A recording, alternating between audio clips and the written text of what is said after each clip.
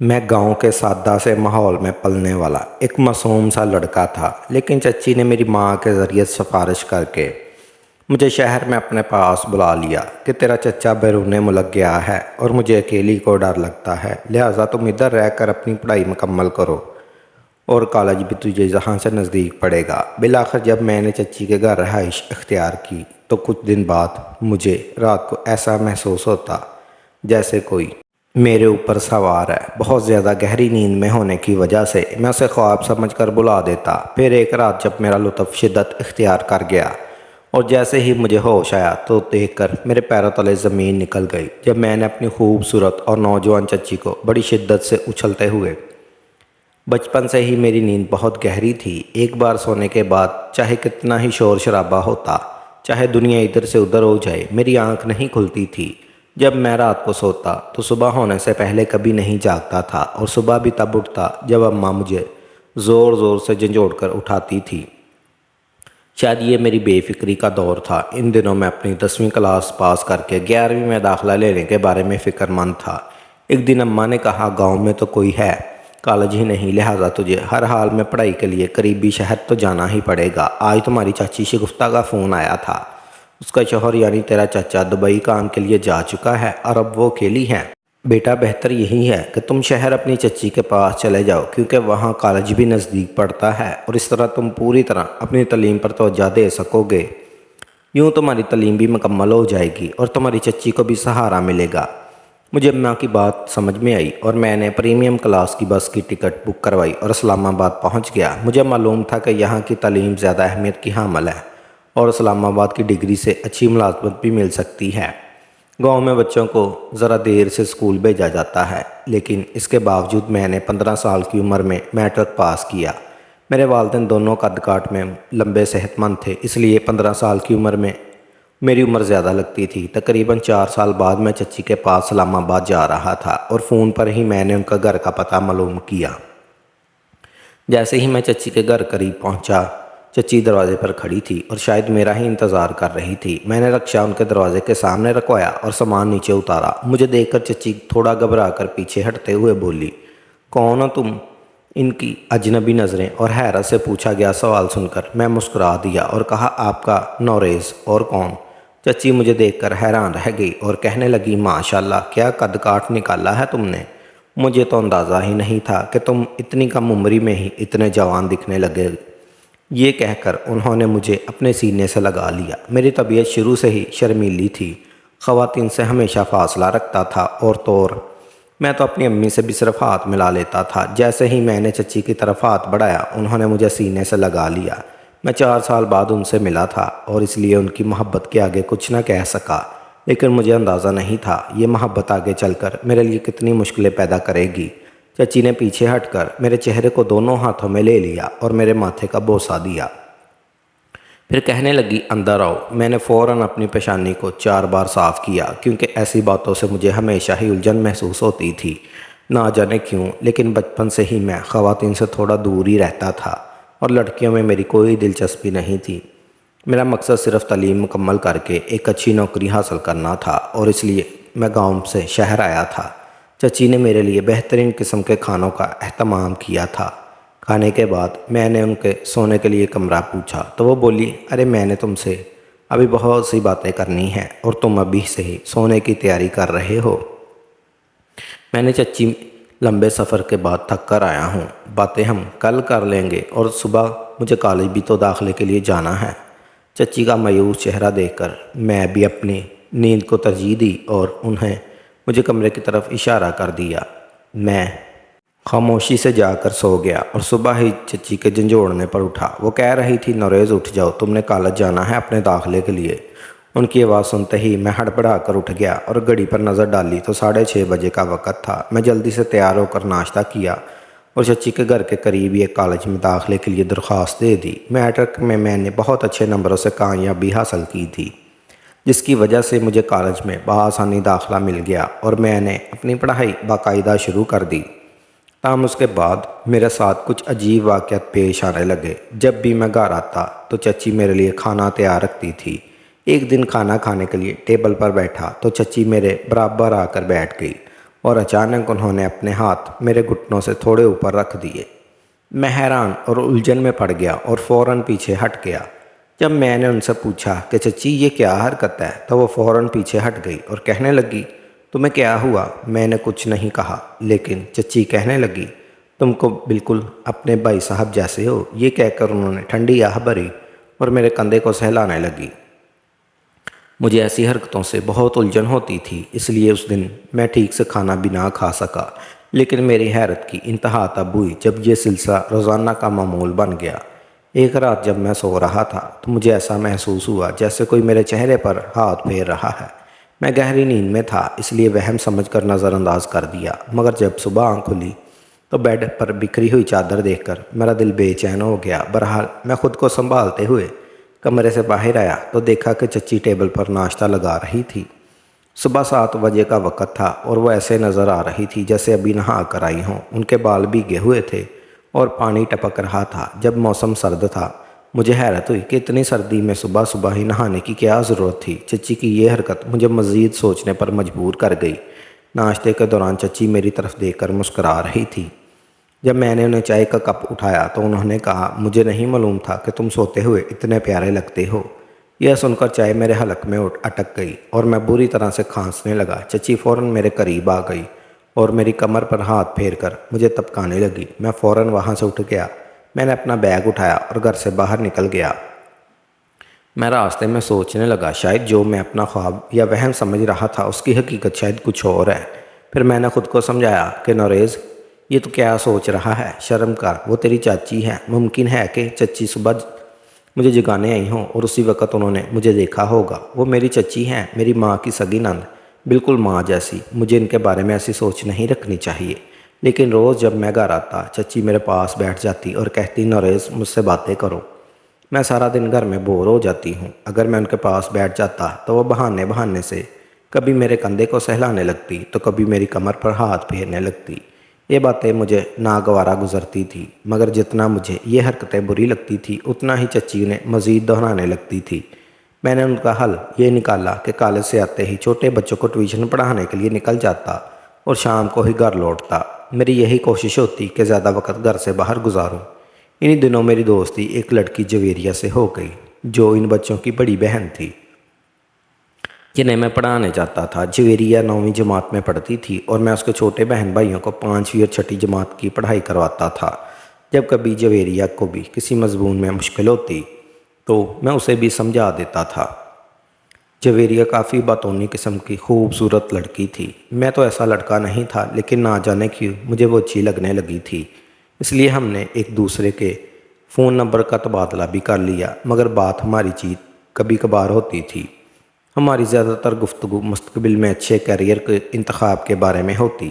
جویریہ یہ پڑھائی میں بہت اچھی تھی اور اچھے گریڈ لیتی تھی، لیکن میتھ اور کمپیوٹر میں اسے مشکلات پیش آتی تھی تو میں اس کی مدد کر دیتا تھا۔ شاید اسی وجہ سے ہم دونوں کی پسند ناپسند بھی ملتی جلتی تھی اور ہمارے سبجیکٹ بھی ایک جیسے تھے۔ ایک شام جب میں ٹیوشن پڑھا کر گھر واپس آیا تو چچی نے چائے تیار کر رکھی تھی۔ چائے پینے کے بعد جب میں اپنے کمرے کی طرف جانے لگا تو چچی نے کہا، نوریز تھوڑی دیر میرے پاس بھی بیٹھ جایا کرو۔ میں ان کے پاس بیٹھ گیا، لیکن اسی وقت جویریہ کی کال آ گئی۔ جیسے ہی میں نے جویریہ کا نمبر دیکھا فوراً صحن میں چلا گیا۔ جویریہ یہ مجھ سے میتھ کے کسی چیپٹر کے سوال کے بارے میں پوچھ رہی تھی اور میں اسے بتانے لگا۔ پھر کچھ ادھر ادھر کی باتیں کرنے کے بعد فون بند کر دیا۔ فون کاٹ کر جب میں واپس پلٹا تو چچی مجھے گھور رہی تھی۔ انہوں نے پوچھا، نوریز کس سے بات کر رہے ہو تم؟ چچی کا یہ سوال مجھے اچھا نہیں لگا۔ میں نے جواب دیا کہ میں اہنی اسٹوڈنٹ سے بات کر رہا تھا، ویسے بھی کسی سے بات کر رہا ہوں، آپ کا اس سے کیا تعلق؟ چچی نے مزید پوچھا، یہ کیسی اسٹوڈنٹ تھی جو تم سے کھانے کے بارے میں پوچھ رہی تھی اور تمہارے بارے میں جاننا چاہ رہی تھی؟ مجھے ان کا یوں سوال کرنا عجیب لگا۔ میں نے کہا، چچی آپ کو اس بات پر اتنا غصہ کرنے کی کیا ضرورت ہے؟ چچی کہنے لگی، تم یہاں پڑھائی کے لیے آئے ہو، اسی پر دھیان دو۔ یہ کہہ کر انہوں نے میرا موبائل چھین لیا۔ میں حیران رہ گیا اور کہا، چچی یہ آپ کیا کر رہی ہیں؟ چچی نے سخت لہجے میں کہا، جب تک تم گھر میں ہو موبائل نہیں ملے گا۔ مجھے ان کا رویہ سمجھ نہیں آیا۔ موبائل میرے لیے ضروری تھا کیونکہ دوستوں سے پڑھائی کے سلسلے میں بات بھی کرتا تھا۔ میں نے کہا چچی پلیز میرا موبائل واپس کریں، لیکن وہ موبائل لے کر اپنے کمرے میں چلی گئی۔ مجبوراً میں ان کے کمرے میں گیا۔ چچی نے دوبارہ کہا میں تمہیں یہ موبائل ہرگز نہیں دوں گی، میں تمہارے والد کو فون کر کے بتاؤں گی کہ تم پڑھائی چھوڑ کر نہ جانے کن چکروں میں پڑ گئے ہو، لڑکیوں سے باتیں کرتے ہو۔ میں نے جواب دیا آپ جو کہنا چاہتی ہیں والدین کو بتا دے، لیکن میرا موبائل مجھے واپس کر دے، مجھے اس کی ضرورت ہے۔ یہ کہہ کر میں نے ان کا ہاتھ پکڑا اور اپنا موبائل واپس لے کر کمرے سے باہر نکل آیا۔ چچی کی حرکتوں سے اب میں بیزار ہو چکا تھا۔ میرا دل چاہتا تھا یا تو کسی ہاسٹل میں یا داخلہ لے لوں یا پھر واپس چلا جاؤں۔ اسی سوچ میں کب میری آنکھ لگ گئی مجھے پتہ ہی نہ چلا۔ نیند اتنی گہری تھی کہ رات میں پھر وہ محسوس نہ کر سکا کہ کون میرے چہرے اور گردن کو چھوتا رہا۔ صبح جب میں اٹھا اور یونیفارم پہنا تو جیسے ہی کمرے سے باہر نکلا چچی بہت خوش نظر آ رہی تھی۔ ان کے بال آج بھی گیلے تھے، جسے دیکھ کر مجھے عجیب سا احساس ہوا کہ نہ جانے رات کو میرے ساتھ کیا ہوا تھا۔ میری شرٹ کے اوپر والے 2 بٹن بھی کھلے ہوئے تھے، جس سے میرا دل مزید بے چین ہونے لگا تھا۔ چچی آج پھر مسکرا رہی تھی، لیکن ان کی مسکراہٹ سے مجھے خوف محسوس ہونے لگا تھا۔ میں ناشتہ کیے بغیر ہی باہر جانے لگا تو چچی نے کہا نوریز ناشتہ کر لو، ٹھیک ہے میں تمہیں کچھ نہیں کہوں گی، کل رات کو غصے میں تھی، اب دوبارہ موبائل نہیں چھینوں گی۔ مجھے خود بھی اپنی غلطی کا احساس ہو گیا تھا کہ آج کل بچوں کی پڑھائی موبائل کے بغیر نہیں ہوتی۔ میرا بس غصہ اس بات پر تھا کہ تم سارا وقت باہر گزار دیتے ہو اور میرے پاس بیٹھ کر بات ہی نہیں کرتے۔ میں نے کہا چچی آپ چچا سے بات کر لیا کریں۔ میرے کہنے پر چچی کا چہرہ اچانک زرد پڑ گیا اور ان کے چہرے پر ناگواری سی چھا گئی، جو دیکھ کر مجھے حیرانی ہوئی۔ وہ چچا کے ذکر پر ایسا رد عمل کیوں دے رہی تھی؟ کہنے لگی ان کے پاس میرے لیے وقت ہی کب ہوتا ہے۔ یہ کہہ کر وہ اپنے کمرے میں چلی گئی۔ اس دن میری اماں کا فون آیا۔ انہوں نے کہا تم اپنی چچی کے پاس بیٹھ کر باتیں کیوں نہیں کرتے؟ آج وہ مجھے فون کر کے رو رہی تھی کہ نوریز سارا دن گھر سے باہر رہتا ہے۔ میں ماں کو کیسے بتاتا کہ چچی کی حرکتیں بہت عجیب ہیں۔ میں نے اپنی ماں جیسا سمجھتا ہوں، مگر ان کی حرکتیں میرے لیے مشکوک ہو گئی تھیں۔ میں کیا کہتا ماں سے کہ میرے دل میں ان کے بارے میں شکوک پیدا ہونے لگے ہیں۔ میں جانتا تھا کہ اگر میں اپنی والدہ کو کچھ بتاتا تو وہ شاید میری بات کا یقین نہ کرتی، لیکن اس وقت میرے ہوش اڑ گئے جب میری والدہ نے ایک ایسی بات بتائی جس کا مجھے کبھی گمان بھی نہ تھا۔ انہوں نے کہا تمہاری چچی نے ہم پر بڑے احسان کیے ہیں، وہ میری سگی نند نہیں، مگر جب ان کے حالات اچھے تھے اور تمہارے ابا کی نوکری نہیں تھی تو انہوں نے ہماری بڑی مالی مدد کی تھی۔ یہ سن کر میرا دل دھک سے رہ گیا اور میرا موبائل ہاتھ سے گرتے گرتے بچا۔ میں نے حیران ہو کر پوچھا امی اس بات سے آپ کا کیا مطلب ہے؟ کیا چچی آپ کی سگی نند نہیں ہے؟ انہوں نے جواب دیا نہیں، تمہاری چچی میری چچی ذات بہن ہے۔ میں بچپن میں ان کے والدین کا انتقال ہو گیا تھا اور تب سے وہ ہمارے گھر میں ہمارے ساتھ رہ رہی ہیں۔ یہ سن کر میرا دماغ چکرا گیا، یعنی وہ میری سگی چچی نہیں تھی۔ اس بات نے میرے دل میں ان کے کردار کے بارے میں شک میں ڈال دیا تھا۔ مجھے یاد آنے لگا کہ میں نے انہیں کبھی اپنے شوہر سے بات کرتے بھی نہیں دیکھا اور ان کے چہرے کے تاثرات شوہر کا ذکر آتے ہی بگڑنے لگتے تھے۔ جب میں سوچتا کہ رات کو کیا کچھ ہوا ہے اور صبح چچی ہمیشہ نہائی دھوئی نظر کیوں آتی ہے تو میرے دل میں طرح طرح کے سوال جنم لینے لگے۔ میں نے ماں سے مزید کچھ کہے بغیر فون بند کر دیا۔ اس وقت میرے اندر کچھ اور سننے کی ہمت باقی نہ تھی اور رات کو بے چینی سے میری نیند اڑ گئی تھی۔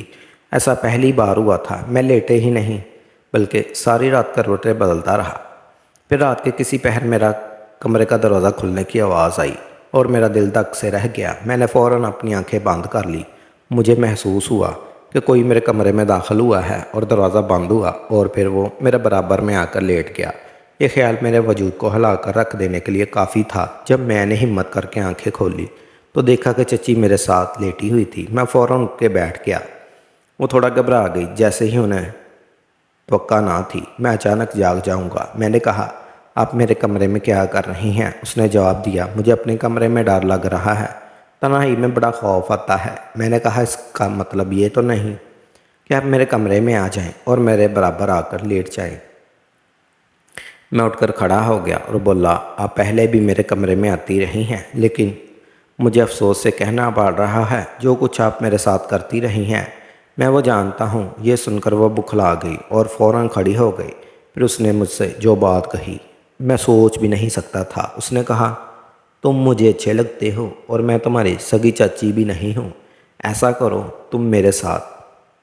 ابھی وہ یہ بات کر ہی رہی تھی کہ میں نے فوراً اس کی بات کاٹ دی اور کہا، بس ایک لفظ بھی اس سے زیادہ نہیں، آپ کو شرم نہیں آتی؟ یہ کہہ کر میں کمرے سے باہر نکل گیا اور فوراً چھت پر چلا گیا۔ مجھے اس عورت پر بالکل بھی بھروسہ نہیں تھا، نہ جانے نیند میں وہ میرے ساتھ کیا کیا کرتی رہی۔ میں نے اسے اپنی ماں جیسا سمجھا اور یہ سوچتے ہوئے کہ وہ میری سگی چچی ہے۔ سردی کے موسم میں بھی مجھے گھٹن کا احساس ہو رہا تھا۔ میرا دل چاہتا تھا کہ جلدی سے صبح ہو جائے اور میں یہاں سے چلا جاؤں۔ میں ابھی یہ سوچ ہی رہا تھا کہ اچانک میری چچی صحن میں آئی۔ اس نے دھیرے سے مین گیٹ کھولا۔ میں چھت پر کھڑا ہوا تھا اور صحن کو صاف دیکھ رہا تھا۔ جیسے ہی مین گیٹ کا دروازہ کھلا میرے ہوش اٹھ گئے۔ وہ شخص جو اندر داخل ہوا شوفتہ چچی کا شوہر تھا۔ مجھے حیرت ہوئی کہ اگر وہ اسلام آباد میں تھا تو پھر چچی نے جھوٹ کیوں بولا کہ وہ دبئی ہے۔